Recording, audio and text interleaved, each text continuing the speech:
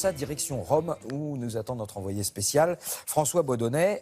Alors, effectivement, il a tout emballé, le Parlement allemand, le Pont-Neuf, et aujourd'hui, l'artiste Christo a décidé d'emballer un lac. Vous ne rêvez pas, il a bâti des passerelles directement sur le lac d'Iseo. Alors, François Baudonnet, vous êtes à Rome, et vous m'aviez dit que, en fait, cette installation a un succès fou.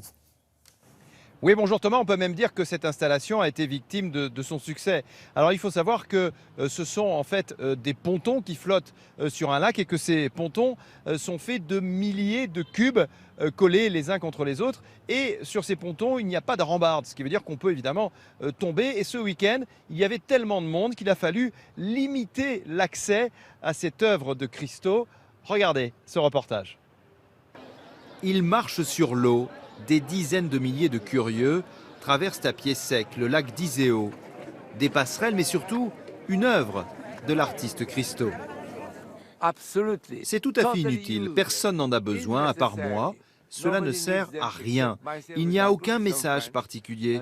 L'important, c'est la sensation, cette sensation inexplicable de liberté. Et le public ne s'y est pas trompé. Ce week-end, une foule compacte a voulu prendre possession des lieux, à tel point qu'il a fallu la canaliser. Ça fait 3 heures que j'attends. Il a fallu beaucoup attendre ce matin, mais ça vaut vraiment le coup. On a l'impression de flotter, c'est génial. Je suis pieds nus et c'est très agréable. Et parce qu'elle n'a pas de rambarde, cette passerelle orange est surveillée en permanence par 150 personnes et 30 maîtres nageurs sauveteurs. Ces 3 km de ponton flottant, dominant les 250 mètres de profondeur du lac, relient la terre ferme à 2 petites îles. Cette installation est plus qu'éphémère, elle sera démontée au début du mois de juillet. Bon, François et Christo, c'est son dernier coup d'éclat. Oui, alors c'est vrai que Christo a 81 ans, on le connaît bien parce qu'il a emballé le Pont-Neuf à Paris, il a emballé, vous le savez, le Reichstag à Berlin, et donc ce lac maintenant dans le nord de l'Italie.